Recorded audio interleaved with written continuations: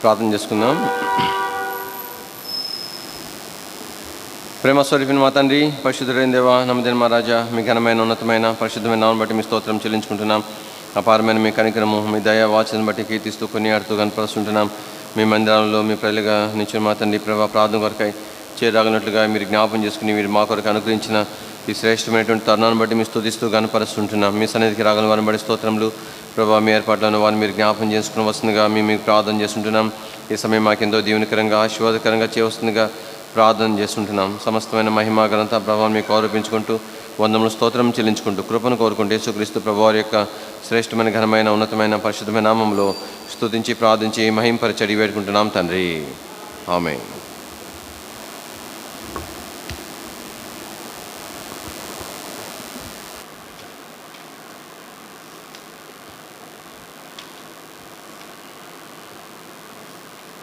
పాట సంఖ్య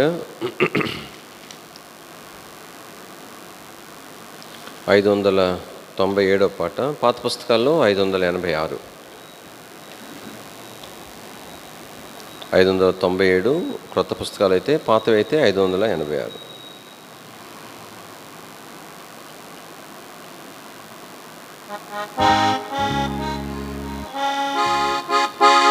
దేవాని సన్నిధిలో నిలచి దీనులమై మొరపెట్టుచున్నాము, దీనులమై మొరపెట్టుచున్నాము. దేవాని సన్నిధిలో నిలచి దీనులమై మొరపెట్టుచున్నాము, దీనులమై మొరపెట్టుచున్నాము. అపరాధులగు నీదు ప్రజల నెపముల నీయు బాపి, అపరాధులగు నీదు ప్రజల నెపముల నీయు బాపి, కృపలుండగు యేసు ప్రభువా, కృపను చూపి రక్షించుమయా. కృపలుండగు యేసు ప్రభువా, కృపను చూపి రక్షించుమయా. దేవాని సన్నిధిలో నిలచి దీనులమై మొరపెట్టుచున్నాము, దీనులమై మొరపెట్టుచున్నాము. దేవాని సన్నిధిలో నిలచి దీనులమై మొరపెట్టుచున్నాము, దీనులమై చేసియున్నాము నేరములెన్నో, చేసిన మేలులను మరచి. చేసియున్నాము నేరములెన్నో, చేసిన మేలులను మరచి. మోసములలో బడియున్నాము, యేసు ప్రభు జయము నిమ్ము. మోసములలో బడియున్నాము, యేసు ప్రభు జయము నిమ్ము. దేవా నీ సన్నిధిలో నిలచి దీనులమై మొరపెట్టుచున్నాము, దీనులమై మొరపెట్టుచున్నాము. దేవాని సన్నిధిలో నిలచి దీనులమై మొరపెట్టుచున్నాము, దీనులమై మొరపెట్టు. లోకపు మర్యాదలకు లొంగి లోకుల మాటలను వినియో, లోకపు మర్యాదలకు లొంగి లోకుల మాటలను వినియో. నీ కట్టడలను మరచితిమి, కట్టుము మమ్ము నీ వాక్యముచే. నీ కట్టడలను మరచితిమి, నీ వాక్యము చే. దేవా నీ సన్నిధిలో నిలచి దీనులమై మొరపెట్టుచున్నాము. దీనులమై మొరపెట్టుచున్నాము. దేవా నీ సన్నిధిలో నిలచి దీనులమై మొరపెట్టుచున్నాము. దీనులమై మొరపెట్టుచు. నిస్వార్థులగు నీ దాసులను విశ్వాస ప్రామాణికుల. నిస్వార్థులగు నీ దాసులను విశ్వాస ప్రామాణికులన్. శాశ్వతమైన ప్రేమతో నింపు విశ్వాసులు స్థిరపడి నడువా. శాశ్వతమైన ప్రేమతో నింపు విశ్వాసులు స్థిరపడి నడువా. దేవా నీ సన్నిధిలో నిలచి దీనులమై మొరపెట్టుచున్నాము. దీనులమై మొరపెట్టుచున్నాము. దేవా నీ సన్నిధిలో నిలచి దీనులమై మొరపెట్టుచున్నాము. దీనులమై మొరపెట్టు. సహవాసములో మమ్ము నిలిపి సహనము మాకు నేర్పించి. సహవాసములో మమ్ము నిలిపి సహనము మాకు నేర్పించి. మహిమా పూర్ణుడ యేసు నిన్ను ఈ మహిలో చాటించుటకు. మహిమా పూర్ణుడ యేసు నిన్ను ఈ మహిలో చాటించుటకు. దేవా నీ సన్నిధిలో నిలచి దీనులమై మొరపెట్టుచున్నాము. దీనులమై మొరపెట్టుచున్నాము. దేవా నీ సన్నిధిలో నిలచి దీనులమై మొరపెట్టుచున్నాము. దీనులమై మొరపెట్టుచున్నాము.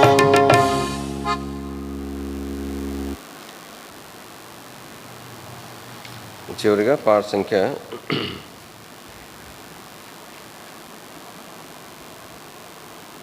561 పాట. పాత పుస్తకాల్లో 550.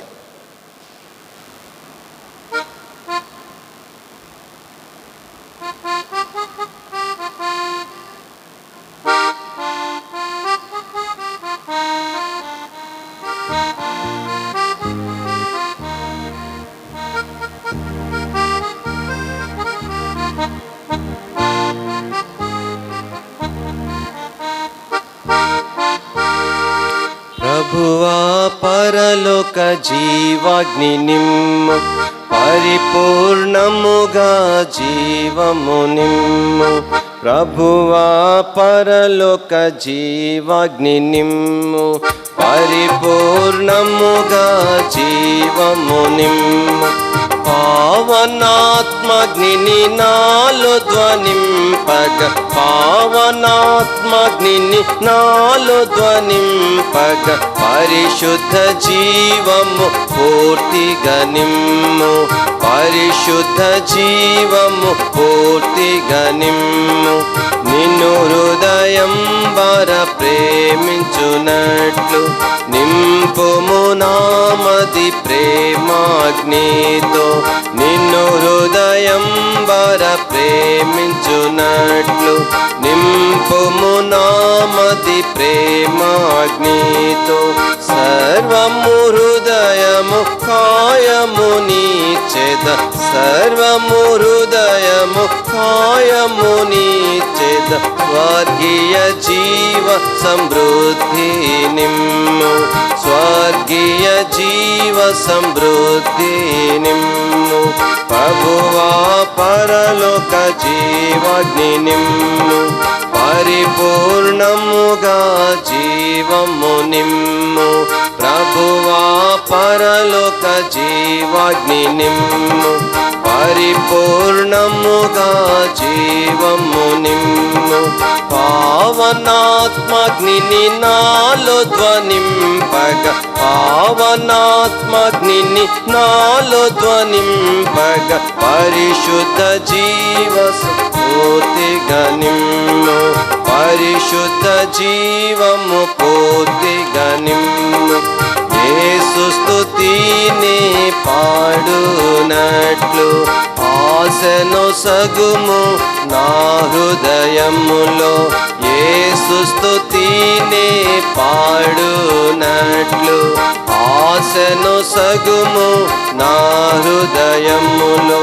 నన్నుండి జీవము ప్రవహించునట్లు, నన్నుండి జీవము ప్రవహించునట్లు, నీలో సంతృప్తిగా త్రాగెదను, నీలో సంతృప్తిగా త్రాగెదను. ప్రభువా పరలోక జీవాగ్ని నిమ్ము, పరిపూర్ణముగా జీవము. ప్రభువా పరలోక జీవాగ్ని నిమ్ము, పరిపూర్ణముగా జీవం.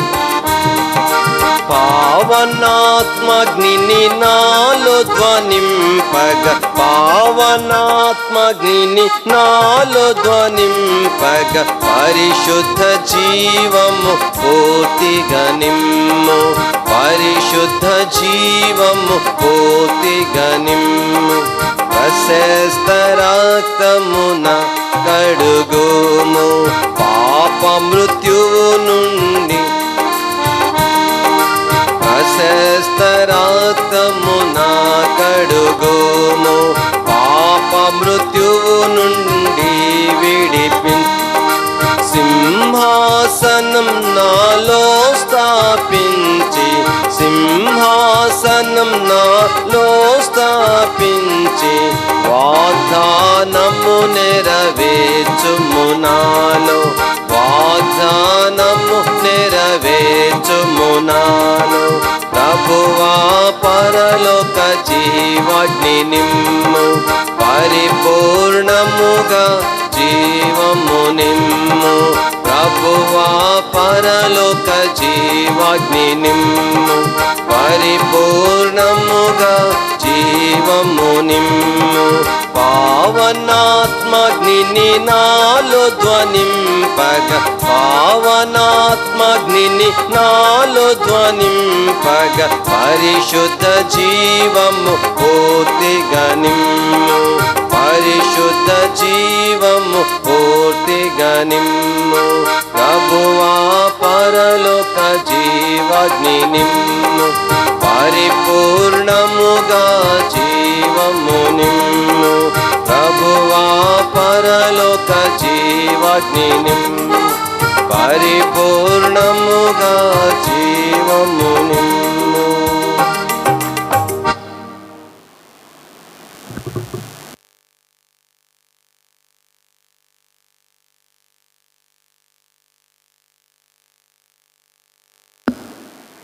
దేవుని వాక్యంలో నుంచి దయచేసి ఆదికాండము 12వ అధ్యాయం,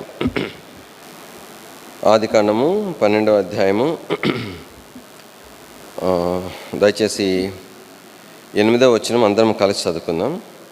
ఆదికాండము 12వ అధ్యాయం 8వ వచనం అందరం కలిసి. అక్కడ నుండి అతడు బయలుదేరి బేతేలుకు తూర్పునున్న కొండకు చేరి, పడమటనున్న బేతేలుకును తూర్పునున్న హాయికిని మధ్యను గుడారము వేసి అక్కడ యెహోవాకు బలిపీఠము కట్టి యెహోవా నామమున ప్రార్థన చేసెను.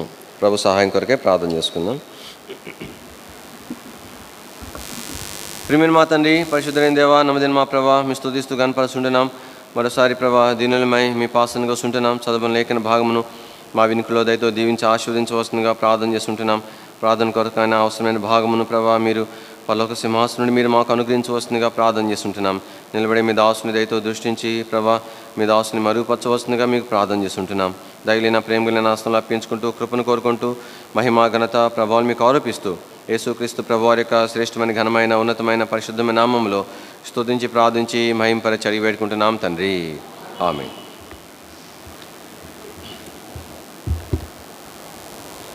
దేవుని యొక్క వాక్యంలో అబ్రహాం యొక్క జీవితంలో ఇది రెండవ బలిపీఠముగా దేవుని వాక్యంలో మనకు జ్ఞాపం చేసుకుంటున్నాం.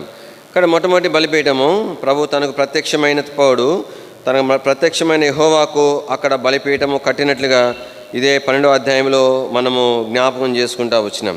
కాబట్టి ఈ భాగంలో ఇక్కడ 8వ వచనం మనం చూస్తున్నాం. అక్కడ నుండి అతడు బయలుదేరి, అంటే అక్కడ నుండి ఎక్కడి నుండి బయలుదేరినాడు? కాబట్టి 7వ వచనంలో 7వ వచనంలో ప్రభువుకి ప్రత్యక్షత పొంది తనకు ప్రత్యక్షమైన యెహోవాకు బలిపీఠం కట్టిన తర్వాత, కానీ ప్రత్యక్షత పొందిన వాడిగా అక్కడి నుంచి బయలుదేరి బేతేలుకు తూర్పునున్న కొండకు చేరినాడు. తూర్పున్న కొండకు చేరితే దానికి పడమట దిక్కున, అంటే బేతేలుకు తూర్పున్న కొండకు చేరినప్పుడు అప్పుడు బేతేలు పడమటి దిక్కు అవుతుంది, తూర్పును హాయి ఉన్నట్లుగా చూస్తున్నాం. కానీ బేతేలుకు హాయికి మధ్యలో తన గుడారం వేసి అక్కడ బలిపీఠము కట్టి యెహోవా నామమును బట్టి ప్రార్థన చేసినాడు. కాబట్టి దేవుని స్తోత్రంలో అబ్రహాము యొక్క జీవితంలో ఇది రెండవ బలిపీఠం. ఇది ఏమి బలిపీఠం అని అన్నప్పుడు ప్రార్థన బలిపీఠముగా మనము ఈ బలిపీఠాన్ని చూస్తున్నాం. కానీ ఈ బలిపీఠం అనేటువంటిది బేతేలుకు హాయికి మధ్యలో అబ్రహాము నిర్మాణం చేసినాడు. ఒకవైపు చూస్తేమో బేతేలు కనబడుతుంది, మరొక వైపు చూస్తేమో హాయి కనబడుతుంది. బేతేలు అనేటువంటిది తర్వాత కాలంలో యాకోబు ప్రభు తను సంధించిన స్థలంగా చూడవచ్చు. బేతేలు అంటే దేవుని మందిరము అని అర్థం అని కూడా దేవుని వాక్యంలో మనకు జ్ఞాపం చేయబడింది. ఆదికాండం 28వ అధ్యాయం, ఆదికాండము 28వ అధ్యాయము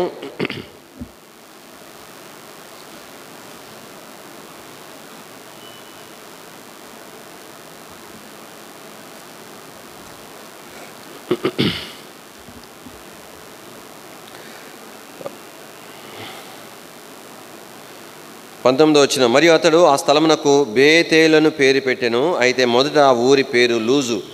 బేతేలు అనే దగ్గర 1 అనేసి కింద రాయబడింది దేవుని మందిరము. కానీ బేతేలు అంటే దేవుని యొక్క మందిరం. ఇక్కడ యాకోబు అక్కడ దేవుని మందిరం అని ఎలా పేరు పెట్టినాడు? ఒక బిల్డింగ్ కూడా లేదు కదా, ఒక విశ్వాస సేవకుడు ఇవన్నీ ఏమి లేవు కదా, అయినా దేవుని మందిరం అని పేరు పెట్టినాడు.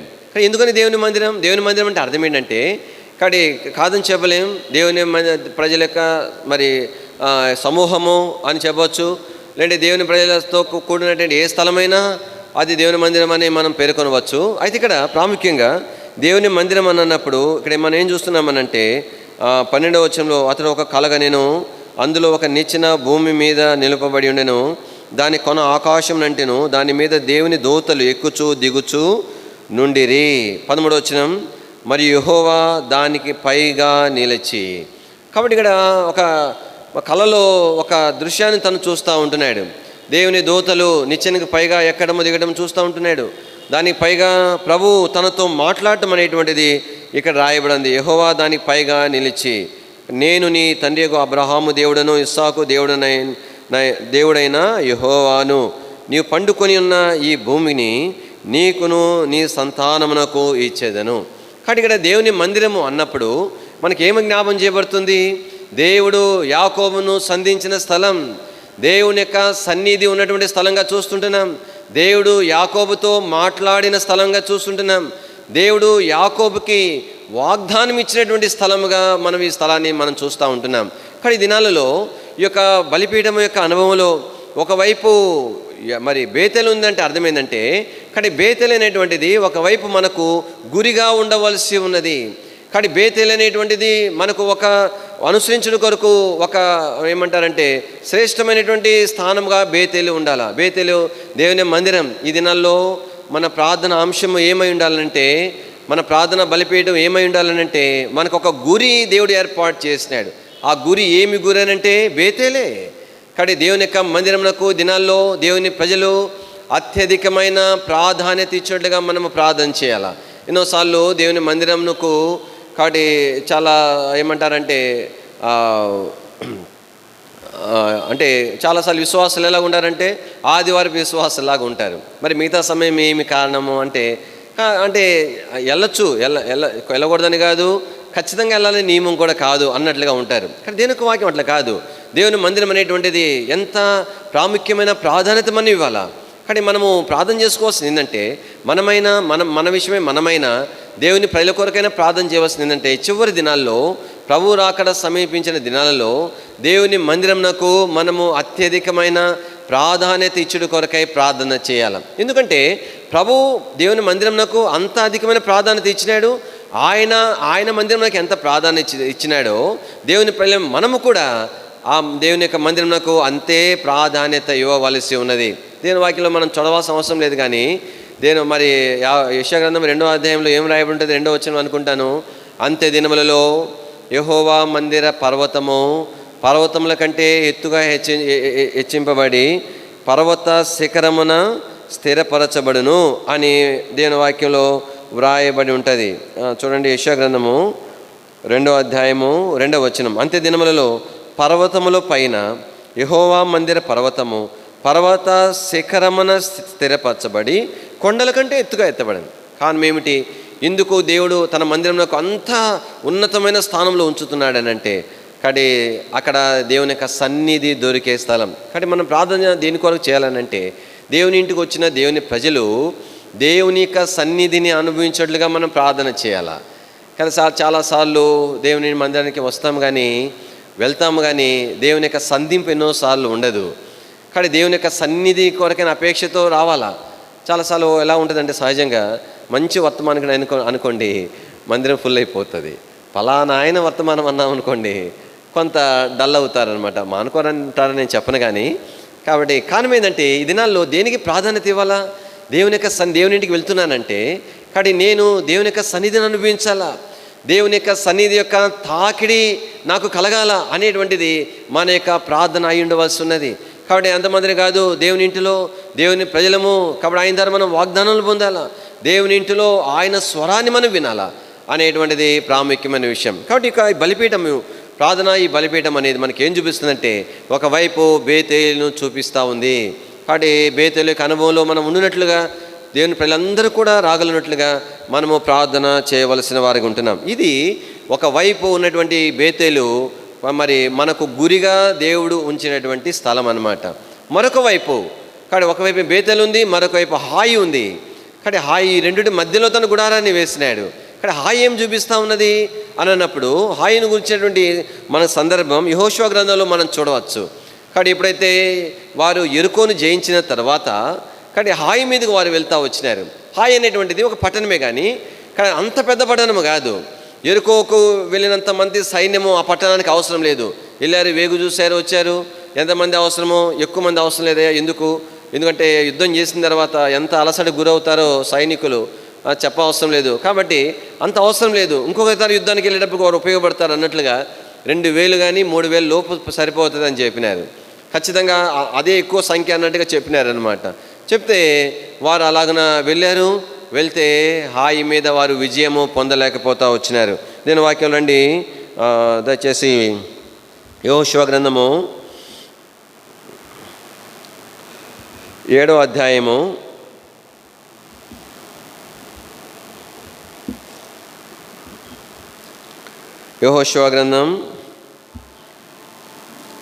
7వ అధ్యాయము దయచేసి 4వ వచనం. కాబట్టి జనులలో ఇంచుమించు 3000 మంది అక్కడికి వెళ్ళిరి కానీ వారు హాయి వారి మీద ఎదుట నిలవలేక పారిపోయిరి. కాబట్టి ఆ పైన వాళ్ళు వేగు చూసి మరి చెప్పినారు. అంటే వాళ్ళ లెక్క తప్పని కాదు, చక్కగానే వారు ఒక అంచనా వేశారనమాట. 3వ వచనంలో హాయి పురము నువ్వు వేగు చూసి యెహోషువ యుద్ధకు తిరిగి వచ్చి జనులందరినీ వెళ్ళనీయకము, 2-3 మంది అంతే చాలు. 2000 మంది సరిపోతారు, ఇంకెక్కువ అంటే 3000 మంది. వీళ్ళు ఎంతమంది వెళ్ళినారు? 4వ వచనంలో ఇంచుమించు 3000 మంది వెళ్ళినారు. మళ్ళీ తగ్గిన 2000 చాలంటే 1500 మంది అయితే బాగుండదు కదా, కరెక్ట్గా 2000 అయితే భయం బాగుండదు అన్నట్లుగా దగ్గర 3000 పంపించినారు. నేను వాక్యంలో వెళ్ళినారు కానీ హాయి వారి ఎదుట వారు నిలవలేక ఏమైపోయినారని చెప్పండి, పారిపోయినట్లుగా 36 మంది అక్కడ చనిపోయినట్లుగా దేవుని వాక్యంలో మనం చూస్తాం. కాబట్టి హాయి అనేటువంటిది చిన్నదిగా కనబడుతుంది, పెద్ద సంఖ్య అవసరం లేదుగా కనబడుతుంది. ఆయనను కూడా కాబట్టి దాని ద్వారా హాయి ద్వారా వీరు ఓటమి పాలవుతూ వచ్చినారు. కాబట్టి హాయి అనేటువంటి మనకి ఏం చూపిస్తుందంటే హెచ్చరికగా ఉంటా ఉంది.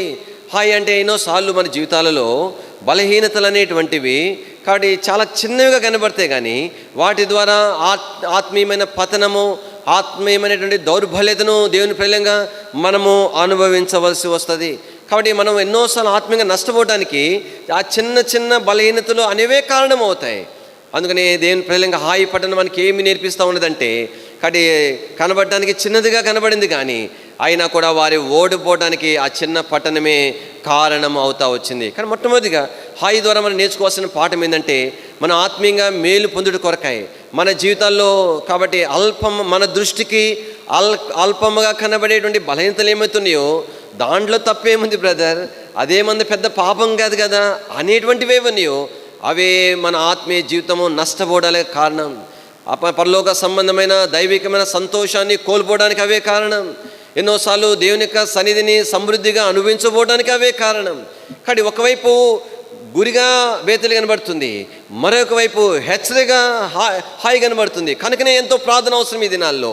మనం అనుసరించవలసిన దాని కొరకైనా వేగిరమైనటువంటి ఆసక్తి కొరకు ప్రార్థన చేసుకోవాలా. రెండవదిగా కాబట్టి వేటి విషయంలో మనం జాగ్రత్త పడాలో వాటి విషయమే మనం ప్రార్థన చేసుకునవలసి ఉన్నది. హాయి ద్వారా మనం నేర్చుకునే మొదటి పాఠం ఏంటంటే కనబడదాన్ని చిన్నదిగా కనబడింది, కానీ వారు అపజయము పాలు అవుతూ వచ్చినారు.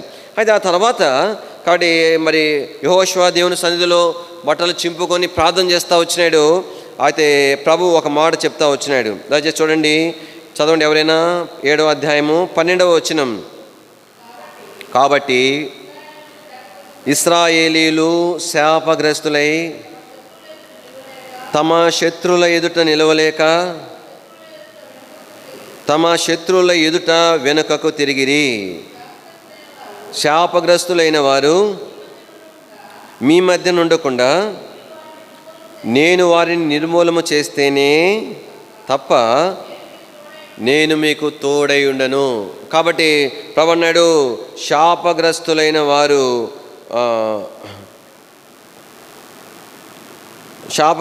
వారు మీ మధ్య ఉండకుండా నిర్మూలము చేస్తేనే కానీ. కాబట్టి కొంతమంది శాపగ్రస్తులైన వారు ఉన్నారు.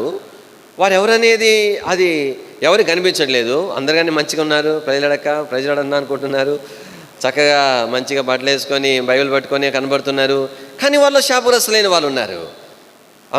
కాబట్టి ఇక్కడ దేవుని వాక్యంలో ప్రభువు అన్నాడు, ఆ శాపగ్రస్తులైన వారిని నిర్మూలము చేస్తేనే తప్ప నేను మీకు తోడై ఉండను. మరి వాళ్ళు కనిపించట్లేదు కదా. అందుకని దేవుని వాక్యంలో వారిని పట్టుకుంటూ కొరకై ప్రభు ఒక నియమం చెప్తా వచ్చినాడు. చదవండి 14వ వచనం. ఉదయమున మీ గోత్రముల వరుసను బట్టి మీరు రప్పింపబడుదురు. అప్పుడు కాబట్టి కొన్ని సూచనలు ఇస్తాడు. గోత్రాలను వస్తారు, పలాని గోత్రం చూసిస్తాడు. అలా ఆ గోత్ర కుటుంబాలన్నీ వస్తాయి, పలాని కుటుంబాన్ని సూచిస్తాడు. అంటే అర్థమైందంటే రెండవదిగా మన ఆత్మీయమైన జీవితాల్లో చిన్న చిన్న బలహీనతలు కూడా ఆత్మీయమైనటువంటి నష్టానికి కారణమవుతాయి. రెండవదిగా మనకు కూడా అర్థం కాకుండా కానీ మన జీవితంలో దాగి ఉన్నటువంటి బలహీనతల విషయమై ఇక్కడ దేవుని వాక్యంలో జ్ఞాపం చేయబడుతుంది. శాపగ్రస్తమైనటువంటి మరి స్థితిగతులు కాబట్టి ఉన్నట్లుగా దేవుని వాక్యంలో కాబట్టి ప్రభువు చూస్తూ ఉంటున్నాడు. మరి నాకు అర్థం కావట్లేదు కదా.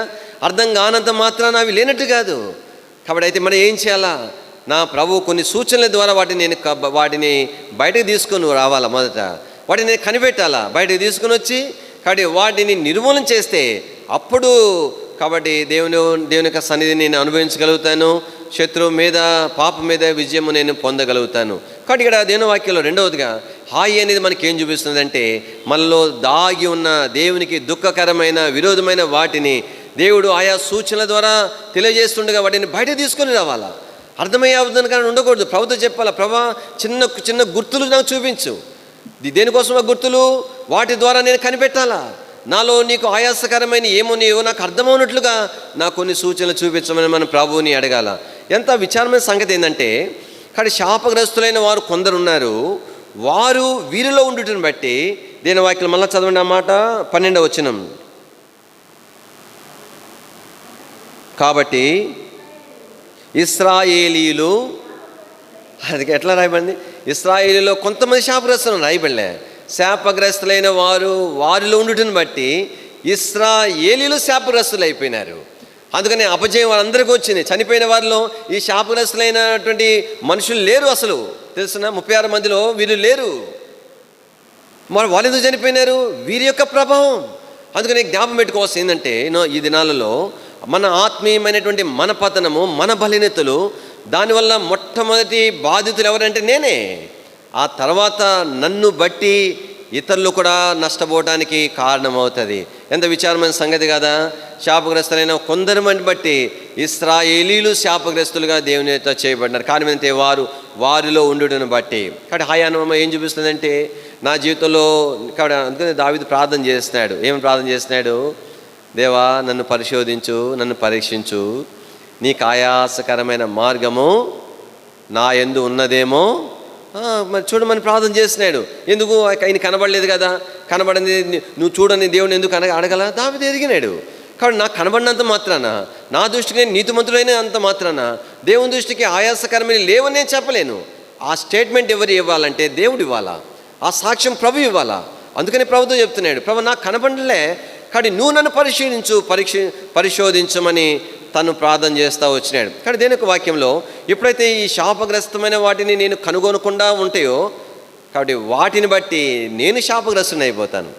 శాపగ్రస్తులైన వారిని బట్టి ఇశ్రాయేలీయులు శాపగ్రస్తులు అయినట్లుగా దేవునికి దుఃఖకరమైన వాటిని నాకు అర్థం కాకపోయినా, గుర్తించకపోయినా, అవి నాలో ఉన్నంత వరకు నేను శాపగ్రస్తునిగా నా ఆత్మీయ జీవితము ఉంచబడేదిగా ఉంటుంది. కాబట్టి మరి నేనేం చేయాలా? కాబట్టి ప్రభుని నేను అడగాల, ప్రభా కాబట్టి నాకు అర్థం కావట్లేదు, కానీ నువ్వు కొన్ని సూచనల ద్వారా, గుర్తుల ద్వారా వాటిని బయటకు తీసుకురా. లోపల ఉండటానికి లేదు, ఏ బలహీనత మిగిలి ఉండటానికి లేదు అని మనం ప్రార్థన చేసుకొనవలసి ఉన్నది. హాయి అనే పట్టణం ద్వారా, ఇది హాయ్ అంటే హాయిగా ఉండేది కాదు, కానీ బాధాకరమైన పట్టణం ఇది. హాయ్ అంటేనే మరి అర్థం కూడా ఏంటంటే అది ఎండిపోయినటువంటి నిర్జీవమైన స్థలం అని అర్థం అన్నమాట. సరే, దేవుని వాక్యంలో తర్వాత ఈ హాయి విషయమై మనం నేర్చుకునే 3వ పాఠం ఏంటంటే, ప్రభు యెహోషువకు చెప్తా వచ్చినాడు. దాన్ని చూడండి, 8వ అధ్యాయం 2వ వచనం. నీవు యెరికోకును దాని రాజునకును ఏమి చేస్తావో అదే హాయికిని దాని రాజుకు చేసేదవు. అయితే దాని సొమ్మును, పశువులను కొల్లగా దోచుకున్న వాళ్ళను పట్టణపు పడమటి వైపున మాటుగాండ్రును ఉంచుము. కాబట్టి ఇక్కడ దేవుడు యెహోషువకు ఒక ప్రణాళికని ఇస్తున్నాడు అనమాట. అంటే ఏ ప్రణాళిక లేకుండా విజయం ఇవ్వలేడంటే ఖచ్చితంగా ఇస్తాడు ఆయన. తక్కువ మందితో విజయం ఇవ్వలేడంటే తక్కువ మందితోనే ఇవ్వగలడు. అస్సలు కత్తి పట్టుకోకుండా కూడా విజయం ఇవ్వగలడు ఆయన కదా. అదే కదా బెరకలో అంటే వాళ్ళు పాటలు పాడకుండా పోయినారు, శత్రులు ఒకరు సంహరించుకొని చనిపోయినారు. కానీ ఇక్కడ అయినప్పటికీ కూడా ఏంటి, ఇక్కడ ఏం చూపిస్తుంది? ఒక ప్రణాళిక. అంటే దేని యొక్క హాయి అనే అది మనకి ఏం చూపిస్తుంది అంటే, కానీ దేవుని సేవించడం కొరకై నా సొంత ఉద్దేశాలు, నా సొంత అనుభవము, నా సొంత ఆలోచన ఏమాత్రం పనికిరాదు. ఎంత పనికిరాదంటే దాని ద్వారా నేను ఎంతో ఆలోచన చేసి దీనివల్ల నా ఆత్మీయ జీవితానికో లేదంటే దేవుని పరిచర్యకో మేలు అని నేను ఎంచితే మేలు కలగకపోగా నష్టం కలగడానికి కారణమవుతుంది. మరి ఏం చేయాలా? దేవుని యొక్క కార్యముల కొరకు కాబట్టి నేను ప్రభు యొక్క ప్రణాళిక మీద ఆధారపడాలా. కాబట్టి నాకు ఆలోచన ప్రభు ఎదురుండి రావాలా అనేటువంటిది ప్రాముఖ్యమైంది. కానీ దేవుని ప్రజలంగా వ్యక్తిగత విషయాలైనప్పటికీ, కుటుంబపరమైన విషయాలైనప్పటికీ, ప్రతి దాని కొరకై మనం ఎవరి దగ్గర నుండి ప్రణాళికను పొందాలి చెప్పండి? ప్రభు దగ్గర నుండి ప్రణాళిక పొందాలా. ప్రభా, ఈ విషయంలో నేను ఎలాగ చేయాలో నాకు సహాయం చేయమని అడగాల. నన్ను ఏమి చేయమంటావు ప్రభు అని అడగాల. అదే విషయము ఎన్నోసార్లు చేసి ఉండవచ్చు, ప్రతి సందర్భంలో విజయం పొంది ఉండవచ్చు. అది ఏది కూడా ఈ సందర్భానికి పనికిరాదు. కానీ ఈ సందర్భమే అంతే. కానీ ఆ తర్వాత సందర్భమే.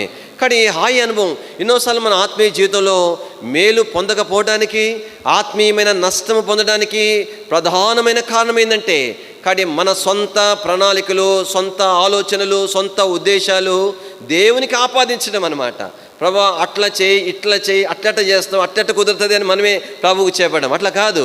కానీ దినాల్లో నేను ఆత్మీయ మేలు పొందాలంటే హాయి ద్వారా ఏమి హెచ్చరించబడుతున్నామంటే, కాబట్టి మనము దేవుని వైపు చూడవలసిన, ప్రభా కానీ నీ ఉద్దేశము, నీ ప్రణాళిక, నీ ఆలోచన బయలుపరచు, ఆ ఆలోచన నేను అనుసరిస్తాను అని మనం ప్రభుతో చెప్పవలసిన వారం. హాయి ద్వారా మనం నేర్చుకునేటువంటి 3వ పాఠం. చివరిగా ఈ యొక్క హాయి మీద విజయం పొందే సందర్భంలో కాబట్టి యుద్ధం జరుగుతూ ఉంది. అప్పుడు ప్రభు యెహోషువ ఒక మాట చెప్పినాడు. ఏమని చెప్పినాడు? దయచేసి 18వ వచనం. అప్పుడు యెహోవా యెహోషువతో ఇట్లా, నేను నీవు చేత పట్టుకొనిన ఈటెను హాయి వైపుకు చాపుము, పట్టణమును నీ చేతికి అప్పగింతును. అంతటి యెహోషువ తన చేతనున్న ఈటెను ఆ పట్టణ వైపు చాపెను. కాబట్టి ప్రభు అన్నాడు, ఈటెను హాయి వైపు చాపు అన్నాడు. అంతే, ఎంతవైపు చాపు అనేది చెప్పలే. కానీ మోషే దగ్గర నేర్చుకున్నాడు. యెహోషువ ఆ సమయంలో యుద్ధ రంగంలో ఉన్నాడు, అమాలేకీయులు యుద్ధం చేస్తున్నాడు. మోషే ఏమో కర్ర తీసుకుని కొండ మీదకి వెళ్ళాడు. ఆ సందర్భం మనకు తెలుసు. సరే, ఇక చేతినప్పుడేమో విజయం కలిగింది, దించినప్పుడేమో వాళ్ళు అపజయం పొందినారు. తర్వాత మరి అహరోను ఊరిలో ఎలాగనైతే మోషే చేతులను ఆదుకుంటే కాడ దించకుండా అలాగనే ఎత్తి పెట్టుకున్న ద్వారా సంపూర్ణమైన విజయము ఇశ్రాయేల్ ప్రజలు పొందినారు. అయితే అక్కడ పాఠం నేర్చుకున్నాడు. ప్రభు చెప్పలే ప్రత్యేకంగా వీటిని అట్లానే పట్టుకొని ఉండాలని చెప్పలే. అక్కడ నేర్చుకున్నటువంటి పాఠం ఈ దినాల్లో జ్ఞాపం పెట్టుకోవాలా. ఎన్నో విషయాలలో మనము నేర్పించబడటం అనేది ఎంతో అవసరం. దేవుడు ఆయా సందర్భాలు మన ముందుకు ఎందుకు తీసుకొస్తాడంటే ఒక పాఠం కొరకు. అంటే అది మన అనుభవంగా ఇవ్వాలా. మళ్ళా అదే విషయం మళ్ళీ తిరిగి మనం నేర్పించబడాల్సిన అవసరం లే. ఇతరులకు నేర్పించగలగాలి మనం. బ్రదర్, ఈ విషయంలో నేను కూడా ఒకప్పుడు ఇలాగుంటే దేవుడు నాకు పాఠం నేర్పించినాడు, ఫలాని సందర్భంలో ఇలాగ నాకు నేర్పించాడు, అప్పటి నుంచి నేను ఇలాగ అనుసరిస్తున్నాను అని తెలియని వారికి చెప్పాలా. కాబట్టి ఈ దినాల్లో అనుభవము కలిగినటువంటి వారుగా బెత్లెహేంలో దేవుని పిల్లలుగా మనం ఉండాలా. అనుభవం ఎట్లా వస్తుంది చెప్పండి? నేర్పించబడుట ద్వారా వచ్చేది అనుభవం. కాబట్టి యెహోషువ ఎన్నోసార్లు ఎలాగుంటుందంటే ప్రభు నేర్పించడానికి సిద్ధమే, ఆయన చాలా ఓపిక, చాలా దీర్ఘశాంతుడు ఆయన.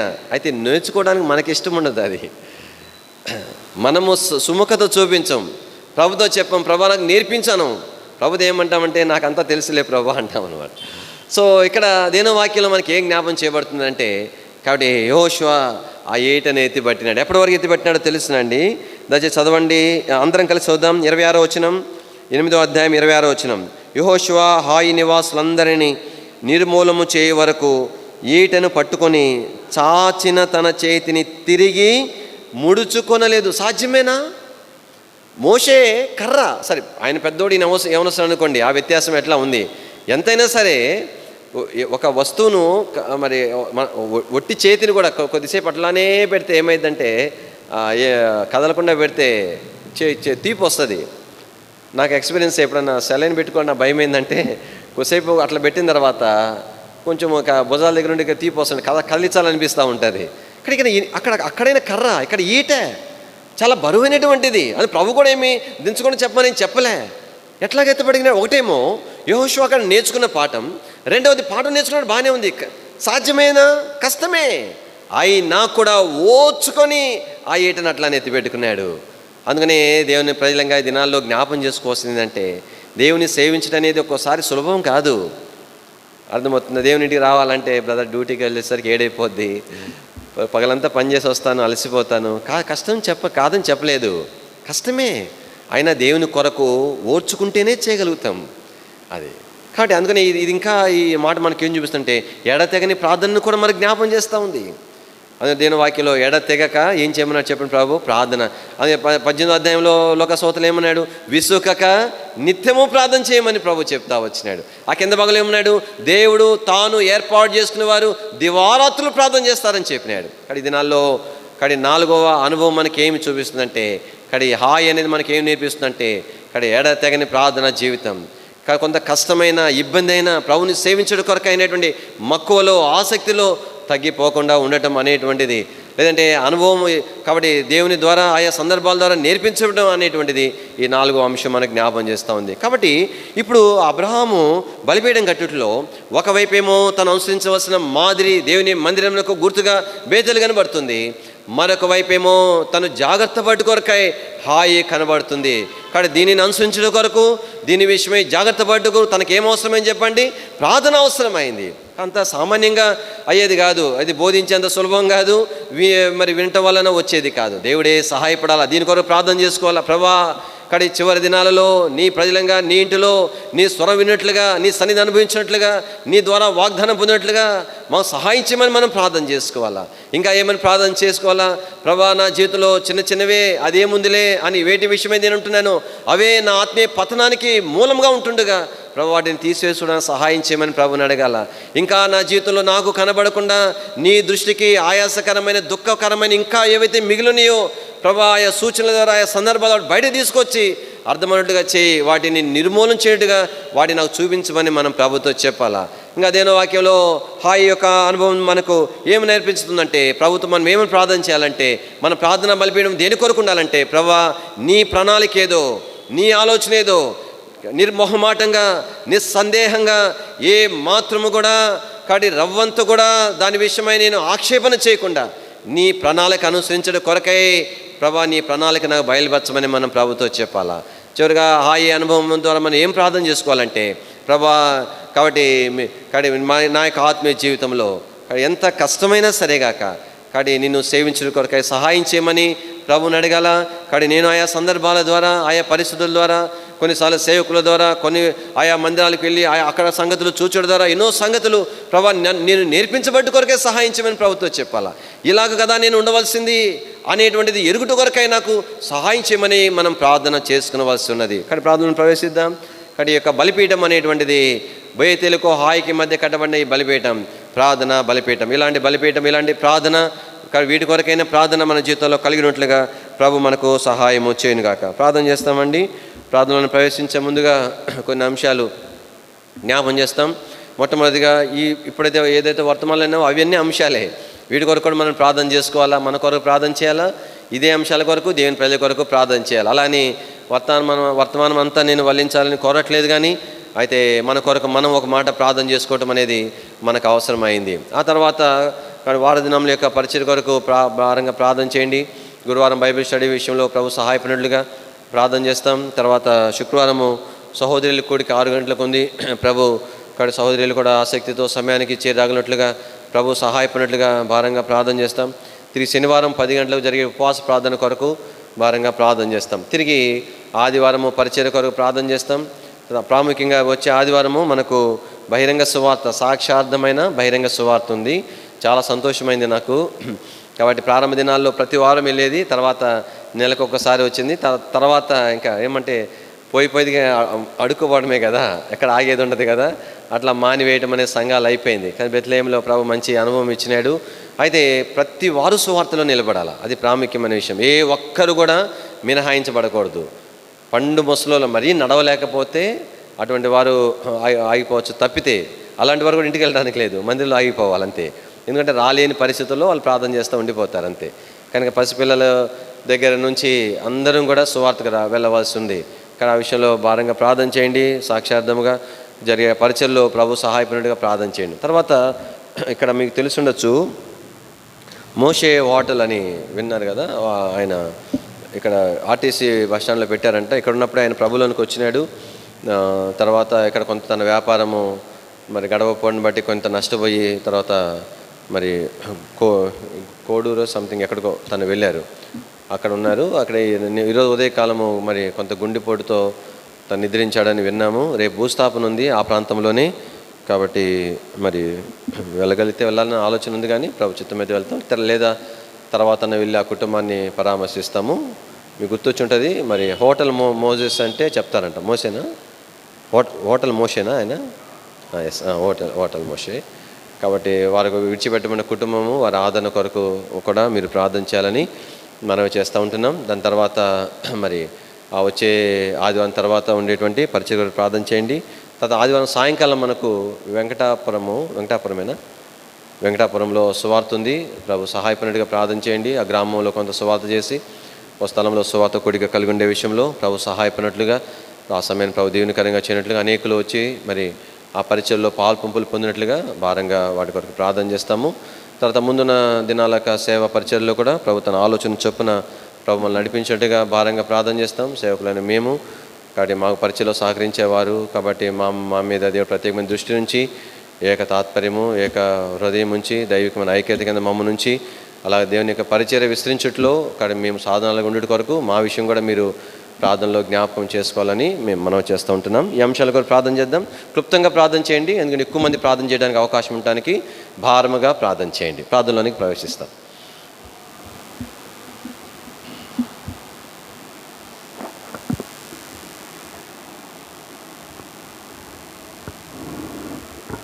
ప్రార్థన విన్నెడు దేవా, ప్రార్థించుమనిన ప్రభువా, స్వార్థము నెల్లను ద్రోసి ధరిజేరితి మమ్ము చూడు. స్వార్థము నెల్లను ద్రోసి ధరిజేరితి మమ్ము చూడు. ప్రార్థించండి.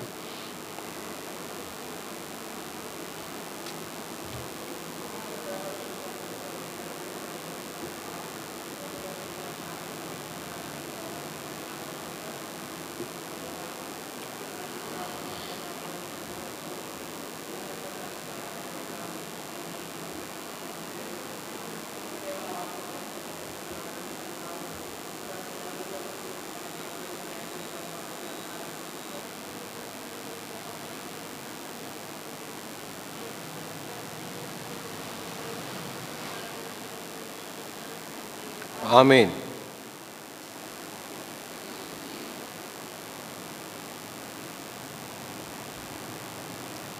ప్రేమస్వరూపిణి మా తండ్రి, పరిశుద్ధుడైన దేవా, నమ్మదైన మహారాజా, మీ ఘనమైన ఉన్నతమైన పరిశుద్ధమైన నామమును బట్టి మీ స్తోత్రం చెల్లించుకుంటున్నాం. మీ మందిరాలలో మీ ప్రజలుగా తండ్రి ప్రభా తండ్రి మీ సన్నిధికి చేరగలిగినట్లుగా మీరు మమ్మల్ని జ్ఞాపం చేసుకుని ప్రభా తండ్రి మీరు అనుగ్రహించిన శ్రేష్టమైనటువంటి సమయాన్ని బట్టి మీ స్తుతిస్తూ గానపరుస్తుంటున్నాం. ప్రభా తండ్రి అబ్రహాం యొక్క జీవితంలో రెండవ బలిపీఠముగా ప్రార్థన బలిపీఠమును మీరు అనుగ్రహించిన దాన్ని బట్టి మీ స్తోత్రాలు చెల్లించుకుంటున్నాం. ప్రేమ మా ప్రభా నుంచి మా తండ్రి చివరి దినాల్లో ప్రభా ఈ ప్రార్థన బలిపీఠం మేము కలిగి ఉండవలసిన వారికి ఉంటుండగా ప్రభా ఒకవైపు మా కొరకాయ ప్రభా తండ్రి గురిగా మాదిరికరంగా ఉండే కొరకాయ బేతీలను మీరు ఉంచిన దాన్ని బట్టి స్తోత్రములు. ప్రభా తండ్రి చివరి దినాల్లో ప్రభా బేతీల యొక్క అనుభవంలో మీ సన్నిధిని అపేక్షించేటువంటి వారంగా, మీ సన్నిధిని అనుభవించేటువంటి వారంగా, మీ స్వరాన్ని వినేటువంటి వారంగా ప్రభా తండ్రి మీరు మమ్మను మీ ఇంటిలో జ్ఞాపం చేసుకోవాల్సిందిగా ప్రార్థన చేసుకుంటున్నాం. ప్రభా తండ్రి దేవా ఏ ఒక్కరు కూడా ప్రభా నుంచి మా తండ్రి దేవ ప్రభా తండ్రి తమ సమయాన్ని మేము పోగొట్టుకోకుండా ప్రతి మీ ఇంటికి వచ్చిన ప్రతి వారు కూడా మీ సన్నిధి చేత ప్రభా తాకబట్టు కొరకాయ మీరు జ్ఞాపం చేసుకోవాల్సిందిగా ప్రార్థన చేస్తుంటున్నాం. ప్రియమైన మా తండ్రి దేవా మీరు కృపను అనుగ్రహించము. అది మాత్రమే కాకుండా మరోవైపు మా కొరకాయ ప్రభా హాయిని మీరు ఉంచినారు. ప్రభా నుంచి మా తండ్రి హెచ్చరికగా జాగ్రత్త కొరకాయ మీరు ప్రభా హాయిని మాకు చూపిన దాన్ని బట్టి మీ స్తోత్రములు చెల్లించుకుంటున్నాం. మీ చివరి దినాల్లో అంత్య దినాల్లో ప్రభా నుంచి మా తండ్రి మా ఆత్మీయ జీవితం యొక్క పతనములకు ప్రభా తన చిన్న చిన్న బలహీనతలే కారణమని మీరు జ్ఞాపం చేసినారు. ప్రభా అల్పమైనవని మేము వాటిని అల్పంగా ఎంచగా ప్రభా నిచ్చిన మా తండ్రి దేవా మేము నిచ్చిన మా తండ్రి మా కన్నులైతే కనబడే ప్రతి దాన్ని సరి చేసుకుంటూ కొరకాయ మీరు సహాయం చేయవలసిందిగా ప్రార్థన చేస్తుంటున్నాం. ప్రభా తండ్రి దేవా శాపగ్రస్తమైన ప్రభా మీరు మమ్మల్ని ఆశీర్వాదకరంగా చేసినారు. ఆశీర్వదించబడిన జనాంగంగా మీరు మమ్మల్ని చేసినారు. అయినను ప్రియ మా తండ్రి శాపగ్రస్తమైనవి నాలో మాలో చేరుట ద్వారా వాటిని మేము గుర్తించలేకపోయినాను కారణాన్ని బట్టి ఎన్నో ఆశీర్వాదాలు మేము పోగొట్టుకుంటున్నాము. ప్రభా నుంచి మా తండ్రి శాపగ్రస్తులుగా చేయబడుతున్నాము. దయతో జ్ఞాపం చేసుకోవాల్సిందిగా ప్రార్థన చేస్తున్నాము. చివరి దినాలు కనికరించము, కృపను అనుగ్రహించము. మీ వాక్యం ద్వారా తండ్రి ఆయా గుర్తుల ద్వారా సూచన ద్వారా ప్రభా నుంచి మా తండ్రి మీకు దుఃఖకరమని ఏది కూడా మా జీవితంలో లేకుండా మీరు ప్రభా అదే సమయంలో ప్రభా మేము ప్రభా మీ ప్రణాళికను అనుసరించి నడుచుకునేవారుగా మీరు మమ్మల్ని జ్ఞాపం చేసుకోవాల్సిందిగా ప్రార్థన చేస్తుంటున్నాము. ప్రభా నుంచి మా తండ్రి దేవయోషాలు ఏట ఎత్తిన రీతిగానే ప్రభా ఎడతకుండా మేము ప్రార్థన చేయగలిగినట్టుగా సహాయం దయచేయండి. ఈ విధంగా ప్రభా దేవ మా ప్రార్థన ఆలకించము. ప్రభా మీరు మాకు సహాయపడుతూ రావాల్సిందిగా ప్రార్థన చేస్తుంటున్నాం. వార్ధముల యొక్క పరిచయ విషయమై దేవా మీ కృపగలిగిన హస్తములు అప్పగించుకుంటున్నాం. లేదా జ్ఞాపం చేసుకున్నాము. ప్రభా బైబిల్ స్టడీ విషయమై జ్ఞాపం చేసుకున్నాము. సహోదరుల కుడిలో సహాయపడుతూ రావాల్సిందిగా ప్రార్థన చేస్తుంటున్నాం. ప్రభావించిన మా శనివారం ఉపవాస ప్రార్థన ఆశీర్వాదకరంగా చేయవలసిందిగా ప్రార్థన చేస్తుంటున్నాం. ఆదివారం పరిచయలో కనికరించి చూపించవలసిందిగా ప్రార్థన చేస్తున్నాము. మందిరము ప్రభా సిద్ధపరిచే పరిచయలో ప్రభాని ప్రియులకు కావాల్సిన సహాయం దయచేవలసిందిగా ప్రార్థన చేస్తుంటున్నాం. వంట పరిచయలో కావాల్సిన కృపను గురించము చిన్నపిల్లల మధ్య పరిచయ విషయమై జ్ఞాపం చేసుకోవాల్సిందిగా ప్రార్థన చేస్తుంటున్నాం. బహిరంగ సువార్త కొరకాయ ప్రభాతాన్ని సంఘంగా మేము తండ్రి వెళ్ళి కొరకే ఆ సమయం ఎంతో దీవెనకరంగా ఆశీర్వాదకరంగా ఉన్నట్లుగా మీరు జ్ఞాపం చేసుకోవాల్సింది ప్రార్థన చేస్తున్నాం. ప్రతి వారం కూడా ప్రభావ సాక్షార్థమై వరుసలో నిలబెట్టు కొరకే కృపను గురించి వస్తుందిగా ప్రార్థన చేస్తుంటున్నాం. ప్రేమ మా ప్రభావం ఇచ్చిన మా తండ్రి మెట్టుకు ప్రభా తండ్రి ఆరాధన వర్తమానంలో బల సమయం ఇచ్చే సమయం కూడా మీరు దీవెనకరంగా చేయవస్తుందిగా ప్రార్థన చేస్తున్నాం. తిరిగి బుధవారం ప్రార్థన కొరకై మీరు మమ్మల్ని ఆయుధపరచవస్తుందిగా ప్రార్థన చేస్తుంటున్నాం. ప్రేమ మా ప్రభావాన్ని ఇచ్చిన మా తండ్రి దేవా ప్రభా వెంకటాపురంలో జరిగే స్వార్థ కొడిక దీవెనకరంగా ఆశీర్వాదకరంగా చేయవస్తుందిగా ప్రార్థన చేస్తుంటున్నాం. మీ ఏర్పాట్లో కొందరైనా ప్రభా రక్షణ అనుభవం రాగినట్లుగా తండ్రి దేవా మీరు సంధించవస్తుందిగా ప్రార్థన చేస్తుంటున్నాము. సహాయము కలుగు చేయండి. ప్రేమ మా ప్రభా తండ్రి చివరి దినాల్లో ఉంటున్నాం, అంత్య దినాల్లో ఉంటున్నాం.